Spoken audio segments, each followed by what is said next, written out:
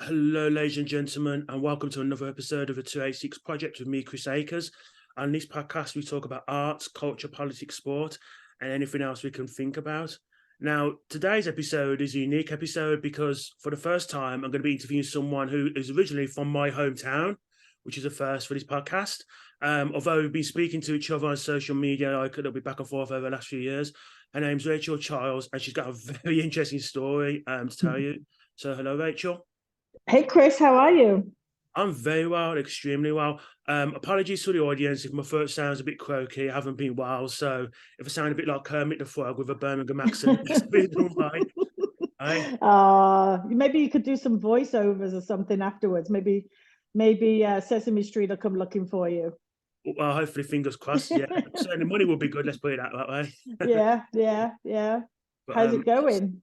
I was going very well, extremely well. And as I said before, we've been speaking to each other like just back and forth, like social media for a few years.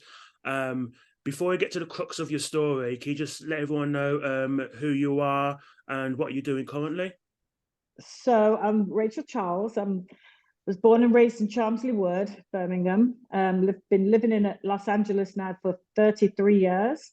And I'm in the boxing business, pro boxing business. So I do publicity, management, anything really, you name it, I can do it because I've been around for so long. So I kind of dabble in a lot of things. Okay. So as I say, knowing your story, it's just an incredible story to behold. So like all stories, let's start from the beginning. Obviously, you grew up in Chelmsley Wood. What was your childhood like, and what was it like growing up in Chelmsley Wood, for those who don't know about the area? Well, I grew up in on Chelmsley during the 70s, 80s. I'm aging myself, by the way, but who cares? But yeah, I grew up in, 70s, 80s. So typical council estate life, friends everywhere, running everywhere, that kind of stuff. And I grew up with my mother and three other siblings at the time. And standard childhood until it wasn't a standard childhood, but we'll talk about that in a bit. But yeah, just typical running about, living life, going to school, all those kinds of things. It was then it got a bit rough. Life was a bit hard going there for quite a few years. So yeah, until I came to America, really, typical life. So you said it was okay, and so it got a bit rough. So what happened specifically in those rough years? So at the age of 5, I was told that the dad that I thought was my dad was actually not my dad, and that I actually had a black dad. So this guy, my stepdad was a white guy, my mother's white. I'm the only black kid in the family, and so that was a bit of a shock. I found out that my biological father lived in Los Angeles and he was a famous drummer. So that was a pretty big deal. And then at the age of 10, I was molested in the home. So that changed pretty much the course of my life. So I had to kind of battle through that and get through that as best I could. And then at 16, I became pregnant. So I was a teen mom, had my daughter when I was 17. So yeah, it was pretty rough, a life with council flat, social security, family allowance, stealing milk off the milkman, things like that. Just the struggles of growing up in that kind of an environment where it was a bit much. Yeah, I mean, especially in those decades, like 70s and 80s, where perceptions of like single mothers in particular were very different to what they are now. Yeah. So, in fact, how did you cope with that, being a single mother at age at that decade? Because I mean, it's difficult for single mothers now, but back then it must have been horrendous in many ways. Yeah, it was. And it's the crazy thing, and I feel I was super naive. I had no idea what all my friends were having babies, so kind of, well, she had one, so I'm going to have one type of mentality, which is not really a good thing. I mean, I certainly didn't set out to get pregnant, but I did, and I obviously saw it through. But it was very, very difficult. You know, there was I was signing on the social, so I think it was like £60 a week or something like that. So I'd put like £10 in the electric meter, go go get my groceries, and then the rest would go on to, you know, for my daughter. But we lived in a council flat and all of that kind of thing, and it was rough. I was a teenager, you know, I was 17 when I had her, so I'd only been left high school like a year earlier. So yeah, it's really rough, really rough. Yeah. So obviously, teenage mother, you're living in a council house. What happened in between that, and there's a particular concert you went to which kind of changed your life? But what basically, well, first of all, how did you get to come to that concert? Was it a friend invited you? How did that come about? Yeah, so my uncle is Neil Diamond's percussionist.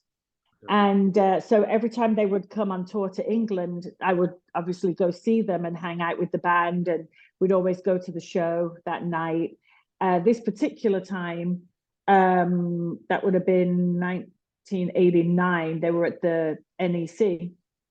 So I went to go see my uncle, and then Vince Charles was there, who obviously went on to become my husband, but he was there when we were hanging out, and we just hit it off. And I went to the concert that night, and he pointed at me from the stage with his drumstick, and I just knew. I was like, okay, my life literally just changed before my eyes. And we exchanged numbers and stuff, and we started to communicate. And so that was actually November of 89, I believe. And by August of 1990, I was sitting here in Los Angeles getting ready to be married. Oh, that's really quick. It's not like it's not like social media now, where I can meet anyone can meet anyone from some other country, and you like interact in that respect. Yeah, it was lots of letters and phone calls. Was it old-fashioned letters, writing? Oh yeah, handwritten letters. I would send a letter practically every day, and he would send me letters. And I didn't have a phone, so I'd have to go over to my mum's house and use the phone on a Sunday because he'd call me. And yeah, one day he just said, you know what, I've got this big house, I'm on my own. You know, do you want to come and live with me, you and your daughter? And that was it. I packed up and was out the door, gone. Gone so quick. Yeah. I mean, in one sense, you might think, oh gosh, all my dreams come true, because you're in this really rough area. And for those who don't know, Charles Wood in Birmingham is a really rough area. Yeah. But Yeah. from this really rough area, and like you meet this wonderful guy, and then 9 months later, you obviously going over to LA. What were your perceptions of America before then? Because obviously it's not like now where you have like the internet and stuff. Back then, I imagine it would have been based on a lot of TV shows. So what was your perceptions of Yeah, I came twice as a kid. I came to meet my biological dad in 1979 and then 1983, I think it was. So I'd been here, but obviously I was young. So it was Disneyland, Universal Studios, and McDonald's. Everything was great.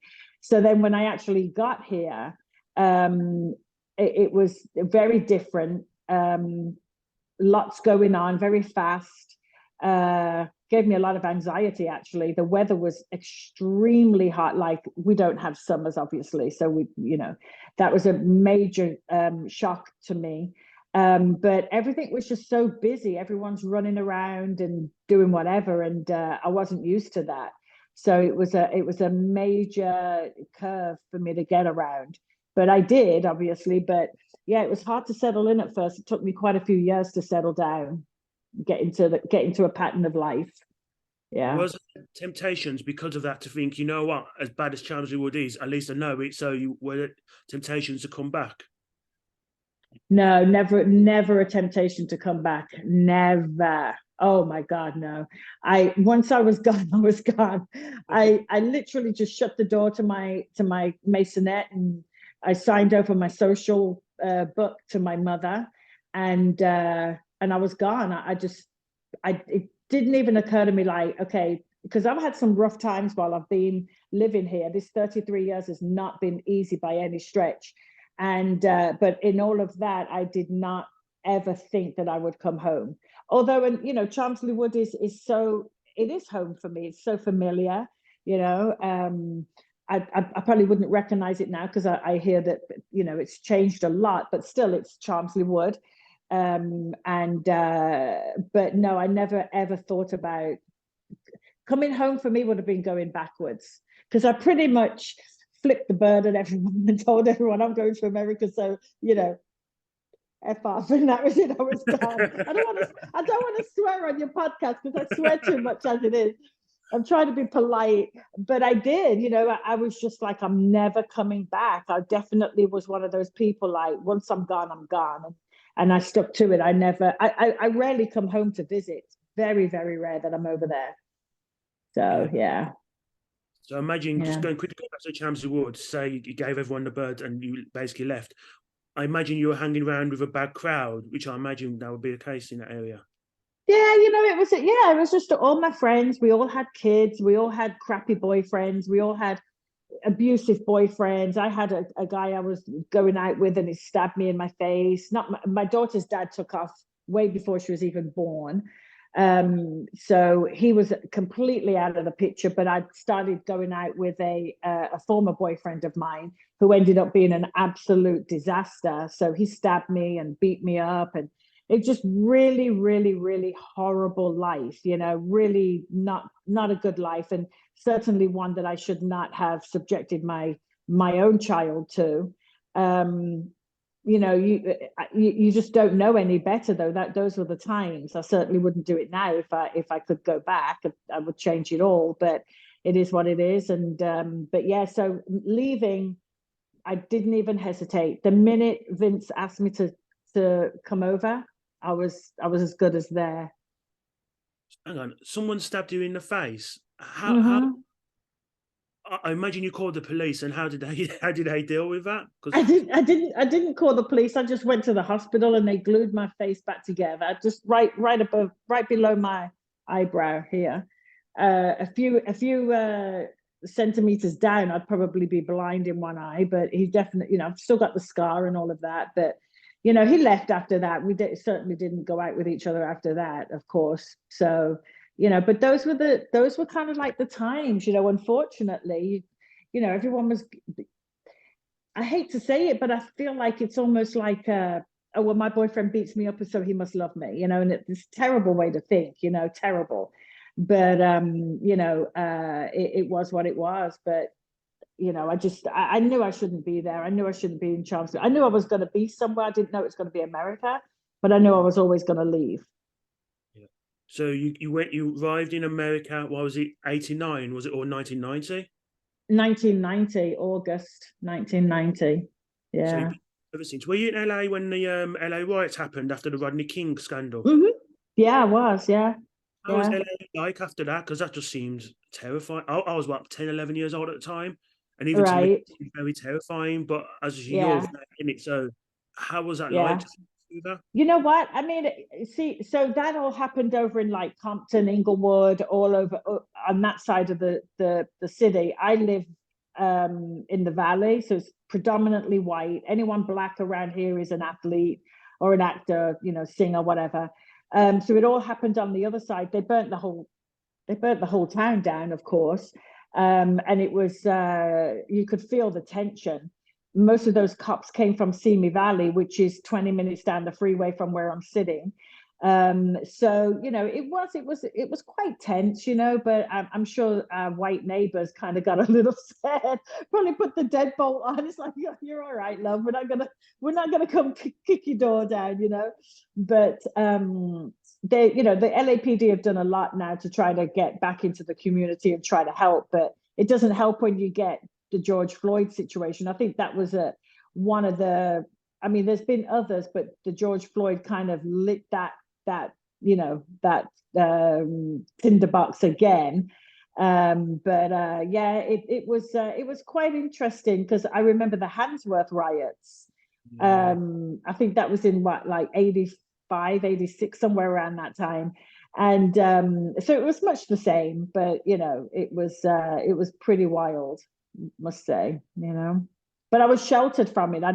we don't live over there. I don't go over that way. I do. I mean, I do now, but we didn't back then. So I didn't have eyeballs on it. I was watching on the news just like everyone else, but certainly aware of the fact that I had a lot of white neighbors, and I think that they were thinking, okay, we've got some black folk living next door. Are they, are they going to come and attack us in the night? It's like, oh my God, you're all right.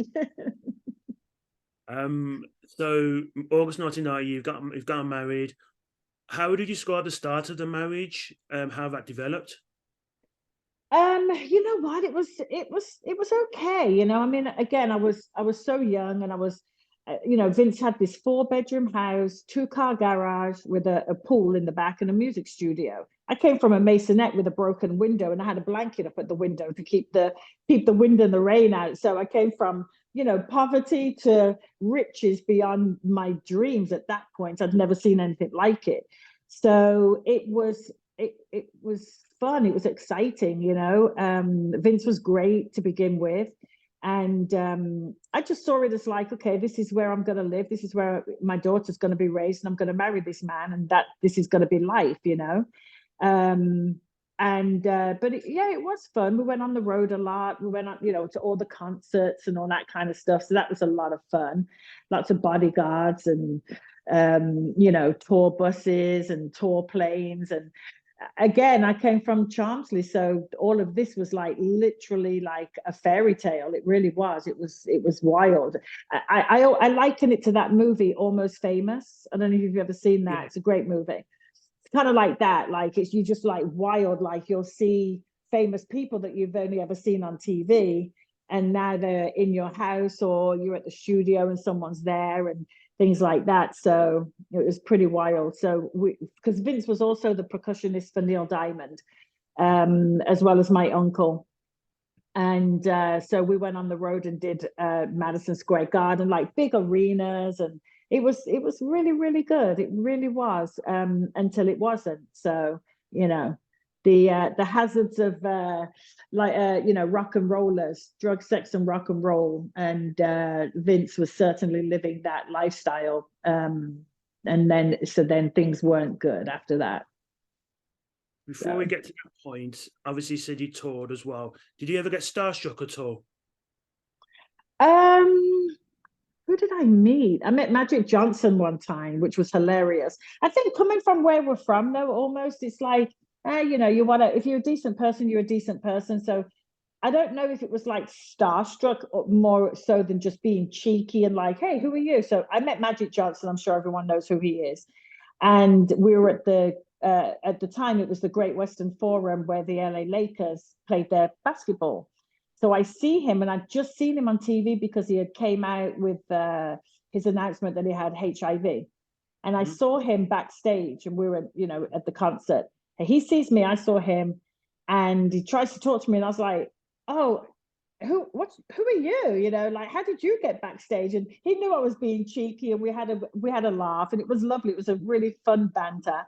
And I still run into him once in a while, and I always remind him of when I first met him. But I don't think that I ever met him. I mean, I spent such a lot of time with Neil Diamond and, people from Fleetwood Mac and things like that, people that you hear on the radio, but I don't know that I was ever necessarily starstruck. No, I just kind of took it in my stride. It's like, oh, whatever.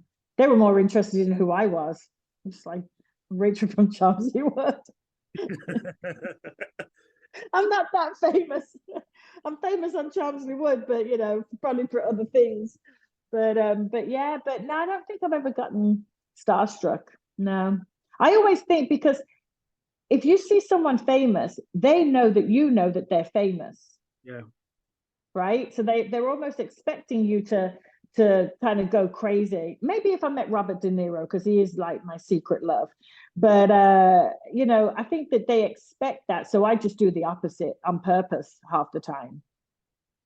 Yeah. Not nice. I was going to say, again, this whole thing about being a fairy tale, and then you're going traveling, at your age, you must have gone to many more destinations than a typical teenager ever did, not just in Chelmsley, but in Birmingham in general. Yeah. Incredible. incredible experience, just going around Yeah. to like Spare Garden and all these different places. Oh yeah, it didn't take me long to get used to that. I was super bougie after probably about a month. I was all in. I was in. I loved it. We had bodyguards. We had all kinds of, crazy stuff. And I was the youngest wife on the tour. So, everyone was kind of, some people looked down on me like, oh, here comes, the flavor of the month, a little gold digger, whatever. But it wasn't even like that. I didn't, it was fun and it was what it was, So, but yeah, I had a good time. I had a good time. Okay, and just reference what I said earlier. I mean, there was no social media, so there was none of this. Oh, we have to record our lives on the computer for anything. It was Yeah, you're not looking for everything through a mobile phone. So that whole enriching experience, again, as you say, must have been incredible. it was fantastic. I learned a lot. I learned a lot when I would go out on the road with Vince. And I'm a chatterbox by nature. I love people. I really do. I love talking to people. I like hearing people's stories. I like to share my story. So I got to meet so many folks and normal people. I tend to gravitate towards normal, everyday people versus the superstars, right? And I learned so much just about life and different personalities, different cultures, all kinds of fantastic. Just living in LA, I mean, it's a melting pot. It's fantastic. You can just go out there and meet anyone. If you I want to meet someone from wherever, you can practically go out in the street and meet someone from there. It's really rich in all of that kind of thing around in Los Angeles, especially. I love it. One of the things I've heard from people who've lived in the UK and then they go to the US is people in the US tend to appreciate success more, and if you do well, they tend to appreciate that more. Is that an experience that you've encountered as well? Yeah, definitely. I think that people tend to help those that help themselves. And I'm certainly a living proof that you can hit rock bottom and rebuild. I've done it quite a few times actually.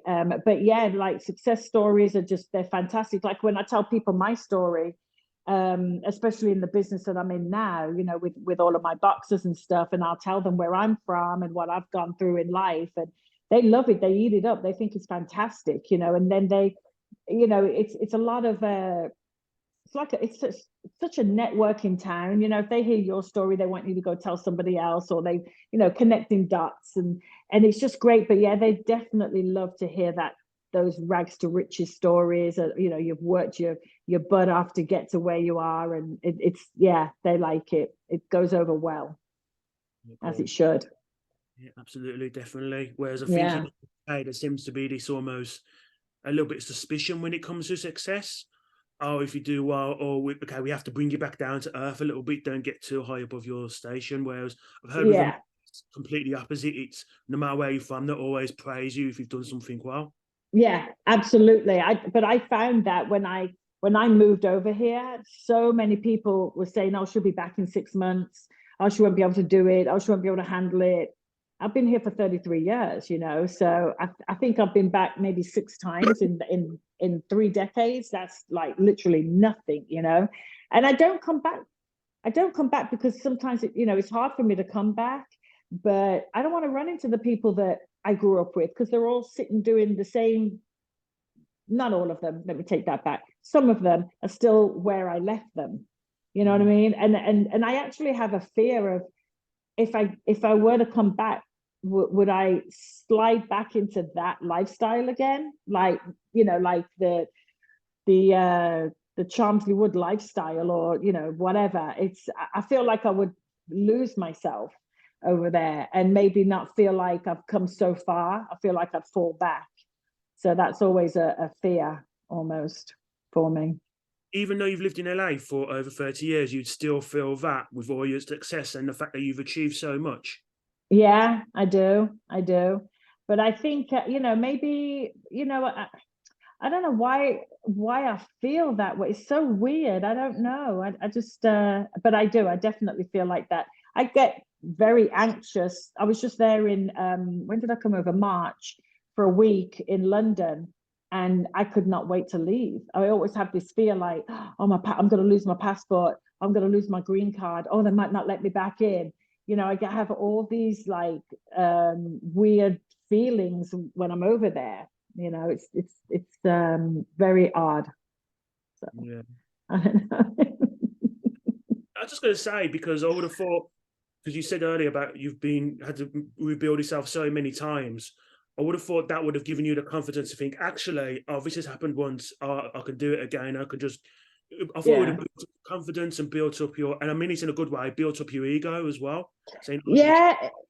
Yeah, you know what? But I was just talking to somebody yesterday, and I was like, I've rebuilt my life, a few times over here. But yeah, there's just that weird feeling like I'm going to get sucked back into the vortex of Chelmsley Wood or whatever. And I'm proud of where I'm from. I mean, it's not the most glamorous place on earth, right?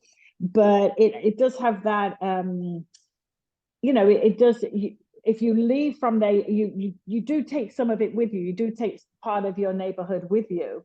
I think that's what is kind of what does help you to kind of get over those hurdles in life. But yeah, for some reason, I just always feel like almost imposter syndrome over here, and I've done so much. So to go home, I feel like, and then at home, I feel like I'm going to get sucked into the just the day to day of living over there, because I actually feel like it would be quite easy. I feel if you take your foot off the gas, that you could fall back, and that's always been a fear for me. So I've always been driven. Gotta keep going. Gotta keep going. So yeah, maybe. I guess maybe growing up when you're told like, oh, you're never going to amount to this, you're never going to do that, it sticks with you. When I had my daughter, it was the end of the world. My life will never be the same. I'm never going to have a life and this, that, and the other. And that wasn't actually true, of course, but it sticks with you sometimes. So, you just got to keep going. So you were told that. Were you also told that by teachers when you're at school as well? When I was at school, when I was in the nursery school, the teacher was not very nice, and she told my mum, oh, she'd have to marry a rich man because there's no hope for her. But that's how they were with black kids back in the day, like it just.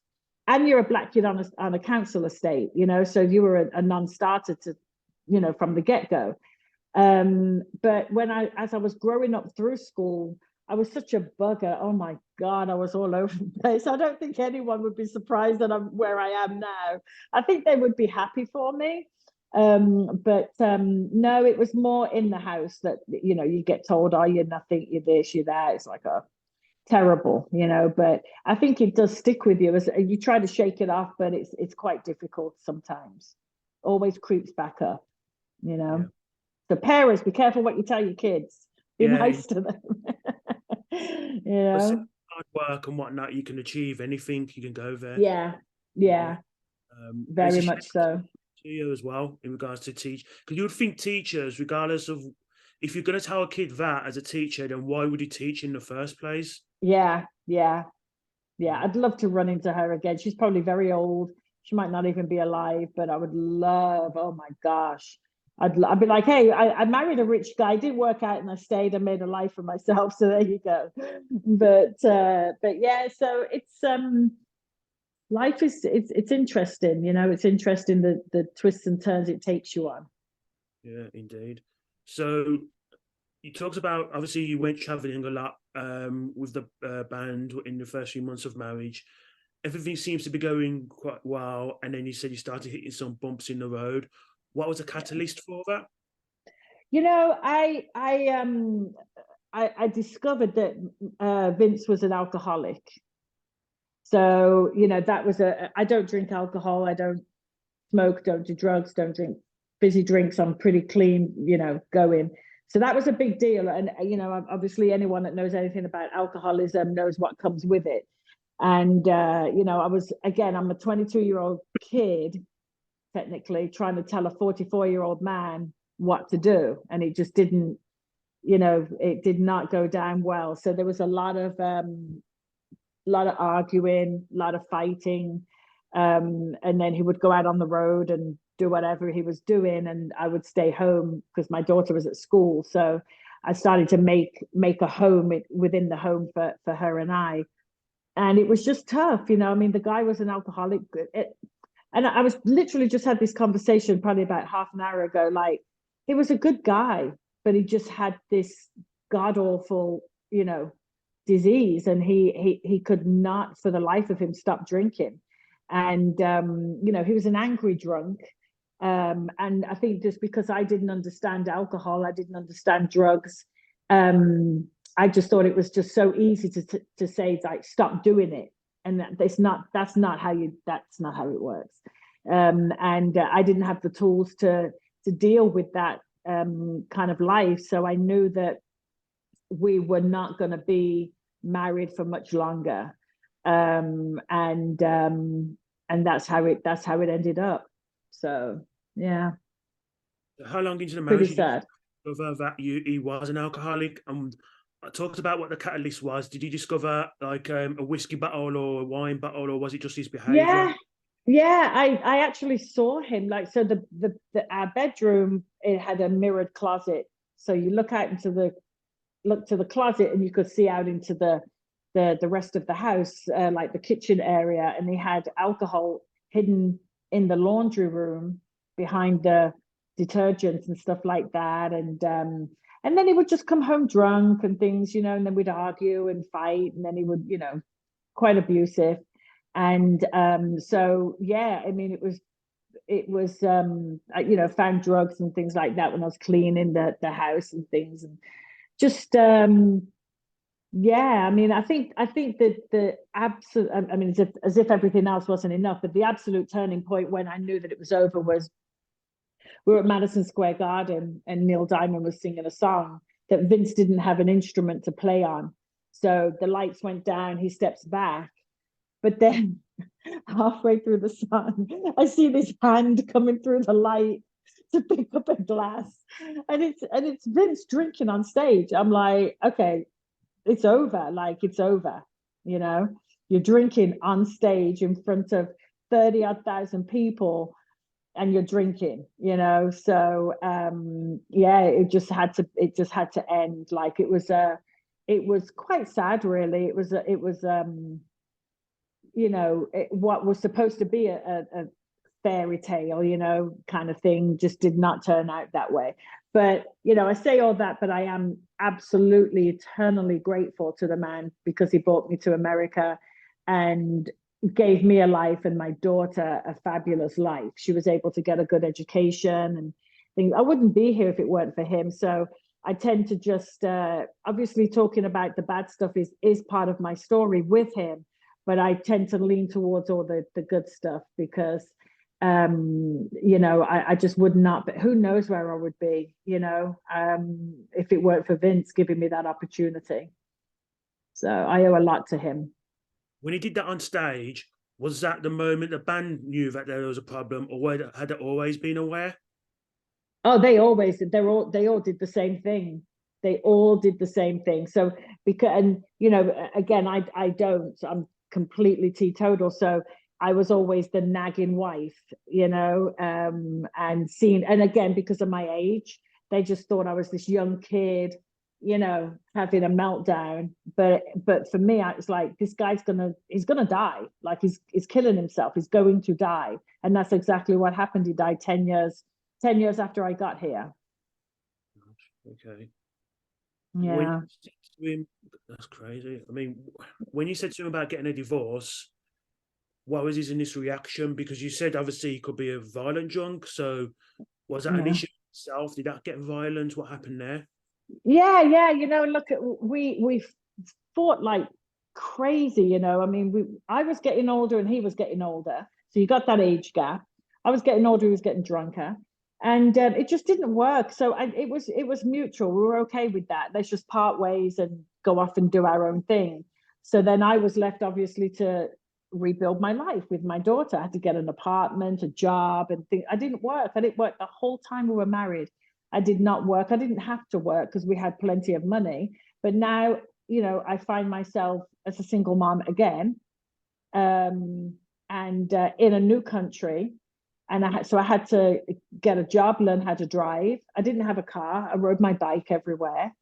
And, we just, Georgia, as my daughter's name is Georgia, we just went off and rebuilt our lives as a single mom. So after you moved out, what was the first job you applied for? What not applied for, actually got? Was that the boxing manager's job, or did that come later? No, that came way later. So when I left school, I didn't get any exams. I didn't do anything. So I had zero qualifications. And my first job was at the mall. I went to work at a department store in the mall that I used to shop in all the time. So I knew everyone in there. So I just went there, got a job. It was like, I got in like on the seasonal type program, but they kept me because they liked me. I worked there for a couple of years and kind of bounced around. Each job became better and better from the last, and I was growing and wanted more and knew that I could, or felt like I could do more. So each job that I went to was very different. One minute I'm in retail, the next minute I'm working in Beverly Hills for the biggest ad agency practically in the world at that point. And I was an executive assistant to the president of the company. And that was a great job, absolutely fantastic. Had a really good time there. So that catapulted me into other, areas of work. And I've always hovered around the entertainment business. It's just the way that it happened. And so that's what I did. I just got a better job, met more people, spoke to more people. They loved me because of my accent. So that opened a lot of doors for me. It really, really helped. I'm super bubbly. I love people, so that always went over well. And I was really fortunate. I just used what I have innately, and I just worked it to my advantage, and it actually worked out. Yeah, I was going to say, if you haven't done any exams, and this is a good lesson for anyone, you can always use a gift of a gab and your own people don't know, should get work, and obviously that's something you particularly did. Yeah, I rely on it to this day. I really do. Because I don't have any higher education. I went to Smith's Wood and I left in I think it was, we went up to the fourth year. So I left, I think it was the fourth year or fifth year, maybe fifth year. I can't remember now. But yeah, I left, I never went back, and that was it. So, you leave school, you have a kid, you go through all these things, and you come to America. When I came here, I quickly realized that you can actually do anything you want to do here, and no one laughs at you. Whereas at home, it would be like, oh, look at you. You think you're this, you think you can do that. Here, it's like, you think you can do it? Come on then, let's go do it. There's no feeling of like, you don't feel self-conscious or anything like that. You can absolutely go and do whatever you want. And I did. Yeah, well, it's kind of like I was saying earlier about the differences between the UK and the US. I remember when I started boxing writing, for instance, I initially was just writing for websites. I wasn't looking to get paid. The number of people within 3 months of me doing that was saying, oh, when are you getting paid? And they just couldn't understand it was like a means to an end. This is where I wanted to go. And it took a long time, it took over a decade, but obviously that led to me writing a book and getting paid and so on and so forth. And I imagine it's like that with you. It's like people almost expected something straight away. And don't get me wrong, I've got friends of mine who were really nice and said, oh, well done for achieving what you've achieved. I've surrounded myself with those people. But I do think, like I said earlier, it seems to be a general thing sometimes in the UK of this suspicion sometimes of if you've worked, like working way up, and sometimes the suspicion of, oh, we have to cut you down to size, so to speak. Yeah. Whereas anyone who's been to America, like you and others, have said, people just not just reward you for your hard work, but they really praise you regardless of where you started. Yeah, definitely. But I always look at people that say, like, I go running practically every day, right? I'll do between 4-6 miles, whatever, however I feel that morning. And then I get people going, oh, you don't have to work out that much, and you don't have to go that far. And it's like, I know I don't have to. It's a want. It's what I want to do. you know. But people that always say that you shouldn't, you can't, you know, whatever, it's because they can't see themselves doing it, you know, so they're not going to be able to see it necessarily. Misery loves company, right? So they want to bring you down so that you can all get snuggly wuggly and be miserable. But yeah, America is just it really is the land of opportunity. It's got warts, there's a lot that goes on over here that isn't particularly good. But if you do want to go out and, you know, if I wanted to change profession, which is what I'm trying to do, change professions right now, I can do it, you know. Definitely people are willing to try to help you rather than dissuade you. Oh, cool. So you've got all these jobs, it's going well. How on earth did you then become a boxing manager? And did you know that much about boxing before you got into that profession? No, I didn't actually. And I was just coming off of a really rough time, really rough. Like I'd lost everything. Vince had died. I lost my whole life. I lost my job, my apartment, my car, everything gone, right? And I was just floating around. I was super depressed. It was a horrible time for me. But my friend was dating, well, I should say date, hanging out with James Lights Out Tony. And she said, oh, come and meet when Billy Blanks opened his studio down the street. And it was all that Tybo and all that kind of stuff was hot. And she said, come and meet this guy. He's a boxer. So I thought, okay, well, I'll go. Maybe he's got a friend. I might meet someone. So I went, and all I remember is this man running towards me, just like a bloody pit bull. I mean, he was, you know, just ranting, growling, like almost roaring, and it right up into my face, and I did not blink. And he was just like, who are you? And then he and I hit it off instantly, literally on the spot. We hit it off. And he took me to meet Dan Goosen, who was his promoter at the time, Goosen Tutor. And Dan Goosen and I, Dan was looking for somebody to answer the phones. You have to remember, I'm coming out of being homeless, right? Yeah. But I've had all these jobs. And I'm like, answer the phone. Like, I'm not answering the freaking phone. Do you know who I am? Like, I had a moment. And but James and his manager since passed away, Mr. Arthur, were like, do it, just do it. It's gonna be fun and it's going to work out. We trust us. So I was like, okay. So I did. I started the job the next day, and I was answering the phones, and everyone was calling in, you know, which was great. And then Dan was looking for a publicist. So I, of course, was like hiding all the resumes that were coming through on the fax machine. I went home with them every night. I just stuffed them in my bag, went home, trashed them. And then I went in and said, I want to do it. I want to be the publicist. And, you know, it goes to, again, you want to do it? Okay, fine, let's go do it. You know, and that's literally what Dan Goosen said to me. He goes, do you think you can do it? Because I used to do PR for Vince. So I was always, you know, hanging around in press row at the concerts. And Dan Goosen was like, okay, do you think you can do this? I was like, of course I can do it. You know, like, yeah, I can do it. And that was it. I had to sit. He goes, you can do it, but you still have to answer the phone. I was like, okay, fine, whatever. So then I did that, and I became the publicist, and that was it. Never looked back.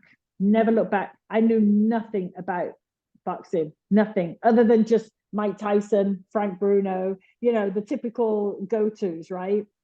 Yeah. I didn't know an uppercut from a jab and an overhead, whatever, you know, all that. I still don't know half this shit now, but I would sit in press row, and the guys would just tell me, you know, because I had to do a press release, I had to write it up and everything, and I'd be like, what punch was that? And, you know, Steve Springer, a veteran of the game, he would tell me something, or Robert Morales, Kevin Iole, all these great boxing writers.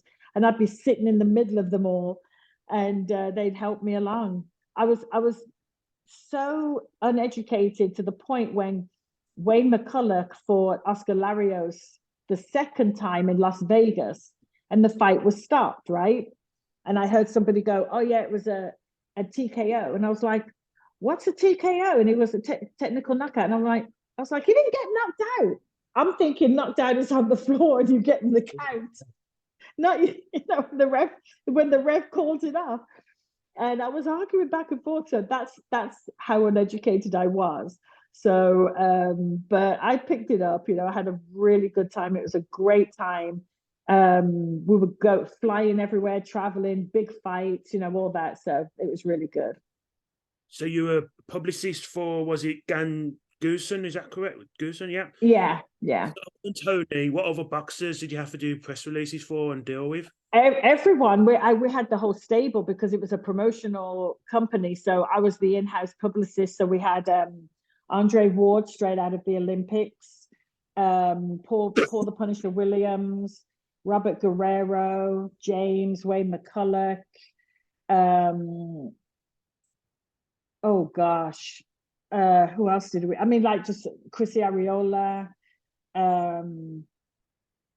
I'm forgetting so many people. Gabe Ruelas, Sam the King Solomon, Robbie Peden, both from Australia.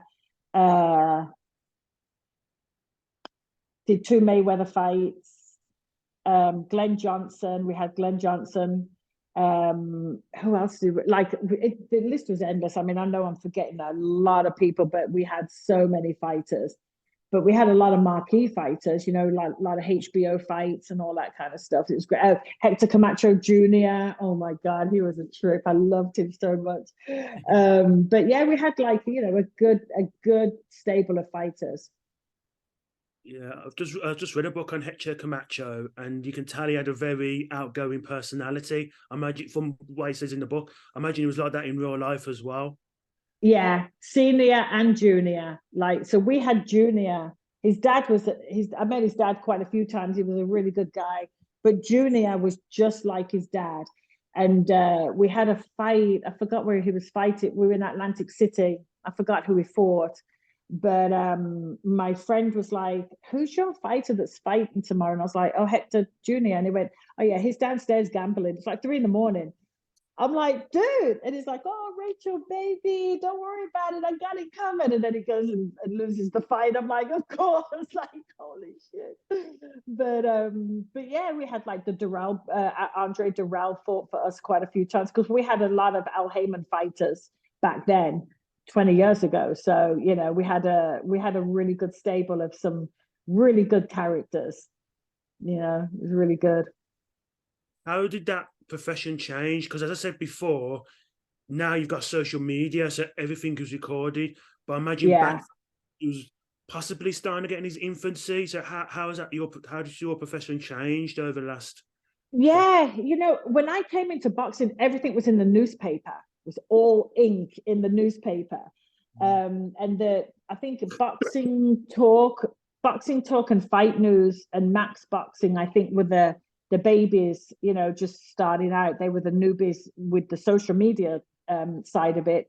But it's all changed now, it really is. It's like it's pretty there's no structure with it. There's no like I would have to go and get stories in the newspaper. And now, of course, you say one thing and it's up online before you finish the sentence, right? And I think that fighters are easily accessible now, of course. They can just go straight to the fighter. So I miss the structure of it all and like the how you could like control the message. You can't do that anymore, which I don't like. I don't agree with it. I don't like it because these guys, will just go straight to the fighter and catch him, saying anything and they put it up, which is not good. And then the fighter, of course, enjoys that sometimes and it's just instant fame, a lot of that. So I think social media has made you instantly famous and it's made my job harder for sure, Yeah, I was going to say, because most boxers now have a social media account. So as you Yeah. said before, you would do the publicity for them. Now they're kind of doing it themselves, not just on Yeah. YouTube as well. So Yeah. it kind of makes your profession obviously still important, especially in the lead up to fights. But possibly in terms of building a personality, would you say that boxers tend to do that themselves now?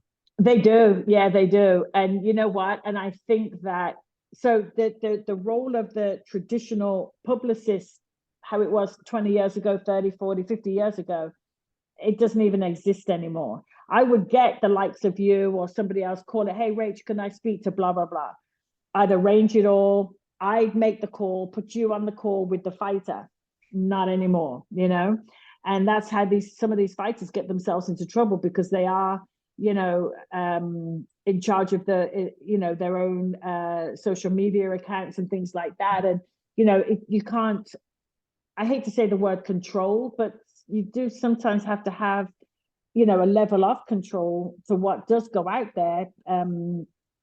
But these guys, they don't listen and they want to do it right now. And, and again, they want that instant fame. And I don't think that they really understand what's going on. And they look at us as fossils, right? But it's like, from the way I look at it, it's like if you can control the message, then you have a better chance at getting sponsorship, corporate sponsors, things like that. A corporate sponsor should not be able to go online and see you acting stupid or goofing off or whatever it is that you do in your spare time. It's not a good look. But these guys, because of their age and the world that we live in now, they think it is. And then they're looking at us like, that was like what it was in your day. Like one of my kids, Ziad Al Mayouf, Zizzo, the Saudi kid, he'll go, Rachel, did you used to ride a horse and buggy to school? I'm like, you know what? You're so stupid. Like, I'm like, leave me alone. But, he teases me. But really, I do think that some of these guys, although they respect our experience, they just think they can do it better. They think that they know it better than we do. But I really believe that it all goes full circle and they'll screw up and then we have to come and clean up. Yeah. So, I don't think everyone in the whole world needs to know what you had for your dinner. Although I do post dinner photos, they don't need to know that. They don't need to know what's going on in the gym. If such and such just came in and knocked somebody out in sparring, I don't think people need to know that, but they put it up. Yeah. Back in the day, we wouldn't even let the press come in the gym and watch sparring. And now they're everywhere, and if it's not even the press, it's your friends. They're videoing, get me, video me while I'm sparring this guy, and they're filming everything. It's not good. There's no privacy, nothing. It's terrible. I think it's lawless. It's bad. How can I put this? In a way, it's just basically what the audience want to a certain degree, in the sense of, because I've spoken to certain people about, not just people, about how boxers are with the media compared to other athletes. And what they say is they kind of like that boxer's honesty to a certain degree, because if you look at other sports like soccer or basketball, whatever, they're almost gone too far the other way, where it's almost this filtered image. So do you think now one of the reasons why it has changed is because people like the fact that boxers can be a lot more honest in that respect, whereas in other sports it tends to be a lot more manufactured, so to speak, if you understand what I mean? I think that if you are in charge of your own media and you are out there, you're bullshitting about with your mates, someone's in the back of the car with a gun, someone's doing whatever, Devin Haney got pulled over with a gun, Bo Mack just got busted with, then somebody else, who was it, just the other day got, what's his name? And I think he's a boxer, and I forget his name now, but he had a gun in his car, things like that. I mean, that can be detrimental, because people might go, oh, well, at least they're normal. And it's like, well, I don't know if it's normal to be driving around with a gun in your car, but whatever. But then I think that the downside of all of that is when you are going out looking for these, it was your man, what's his name? The heavyweight that just got caught with what's his name? He fights for Top Rank. Oh, God. Effie Jabu. No, it wasn't. Oh, God, what's his name? Anderson, I forget his name. Jared Anderson, yeah. Right? And he's a lovely kid. I like him, but, then you have to start saying, well, what you got a gun for? What are you doing with a gun in your car? and it will backfire on these kids. And yeah, it's like, it's funny and, you know, whatever, but it's not funny when you're getting arrested. It's not funny when you've caught a case. And then if I've got to go and speak to a corporate sponsor, and I've got to try to get them to back you, but yet you're at their fingertips, they can go in and look you up, then I've got a lot of cleaning up to do. I've got to, oh, well, it's not really like that. Is this, is that. It takes his granny to church on Sundays and whatever. But the damage has already been done. So I really do think that these kids need to start thinking a little bit further ahead in their career rather than that moment in time, because that moment in time will stick to you, you know, and it's hard to shake it. And you actually could be the nicest kid, you're going to be destined to be a world champion or whatever. But then when people start dogging you, look at Adrian Broner, like he went right down the tubes, you know, and boxers are sensitive and it will play on their minds. And then they get screwed up in the head and it's all gone belly up.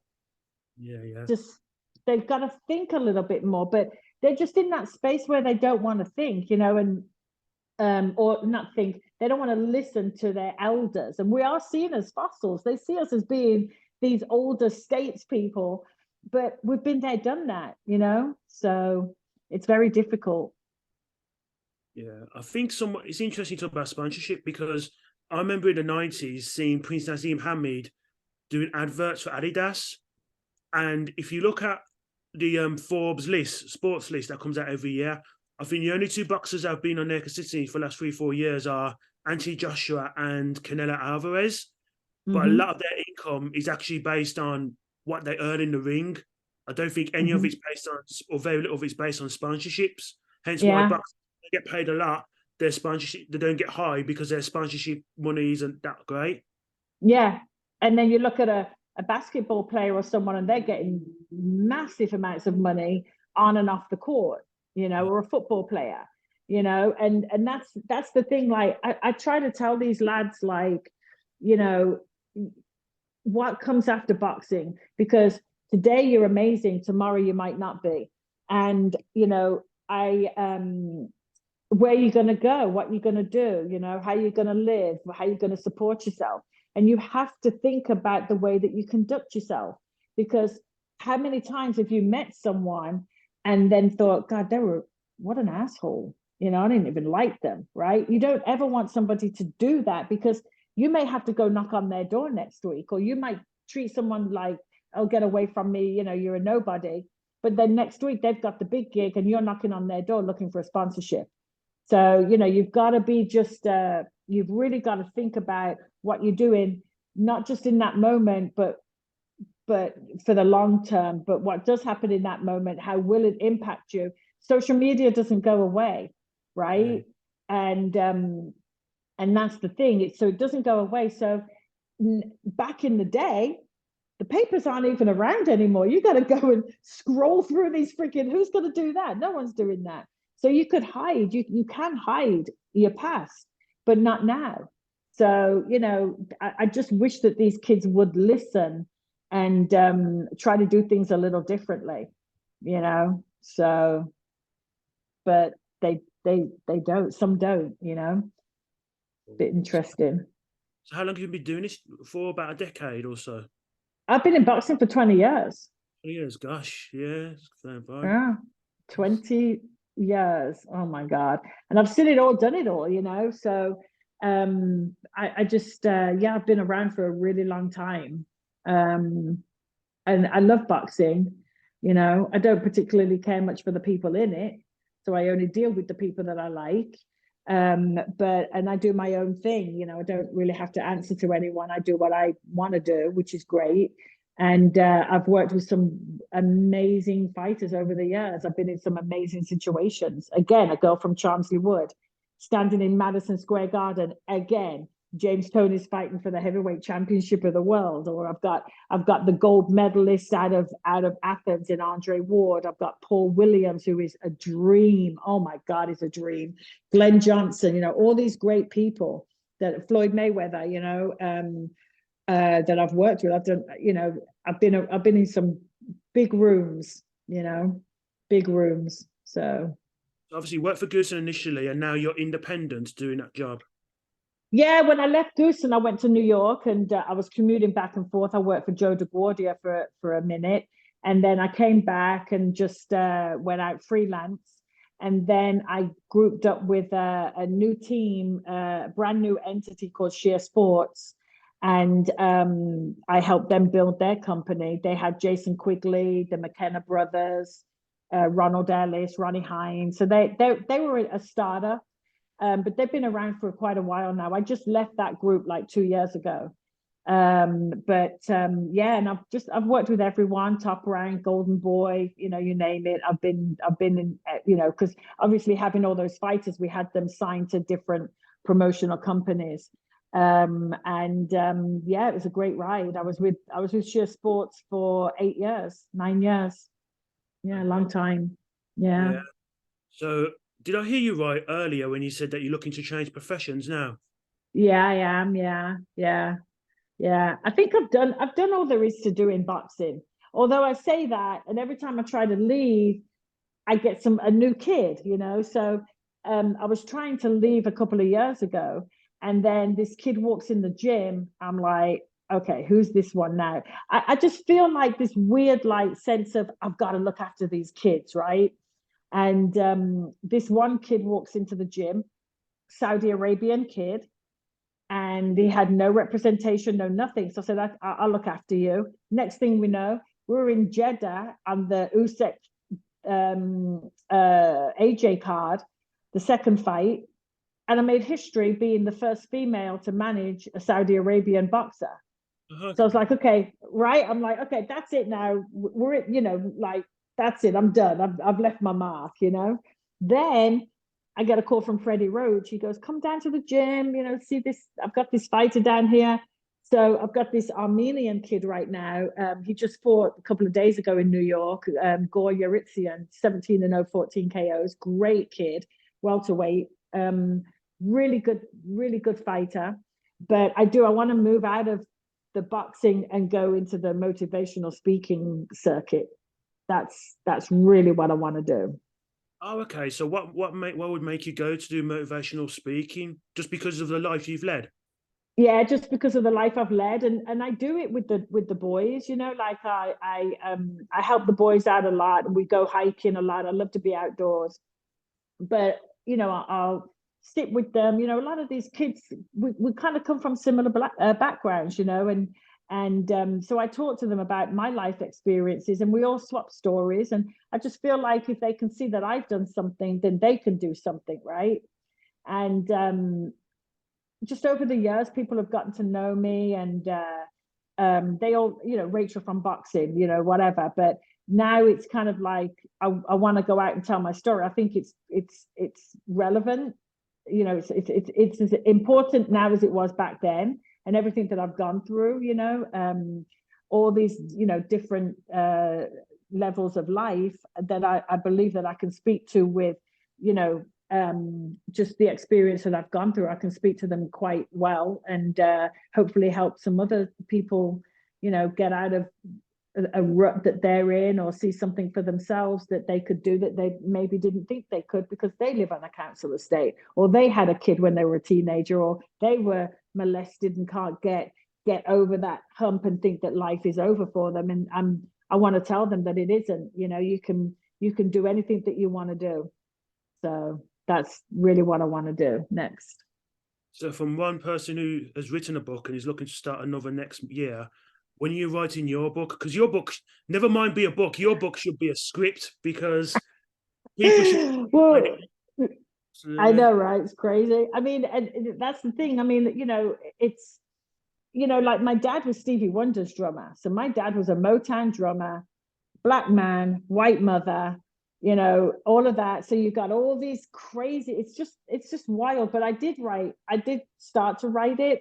I'm pointing this way because it's sitting in the cupboard right now, but I didn't do anything with it. It needs a dust off and a rewrite. But I would love to. I'd love to do that. I think I wrote it so that the people from here could see how I grew up, and then people from home could see how I got on in America. So it's got two messages for two different sides of the world, and or reading audiences. But I would love to get it off the ground, and I really want to go out and do speaking. And I'm going to come home in February and go speak at my old high school.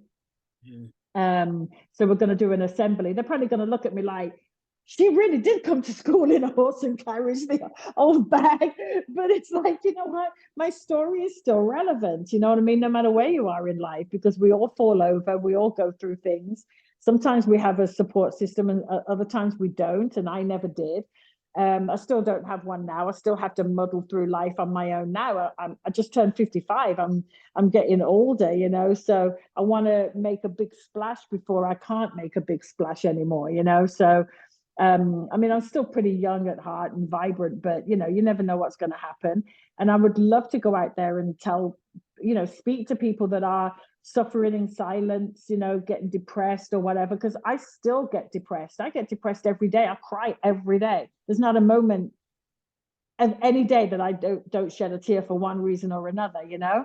And I think that just being able to come back and let these people know that they can do it, you know, they can do whatever their it is, they can do it. Don't let people hold you down. Don't let, you know, your friends tell you that you shouldn't be doing this or you shouldn't be doing that. Just go for it. You have to. You owe it to yourself to live your best life. That's the way I see it. You have to do it at all costs. And on that note, we'll end it there.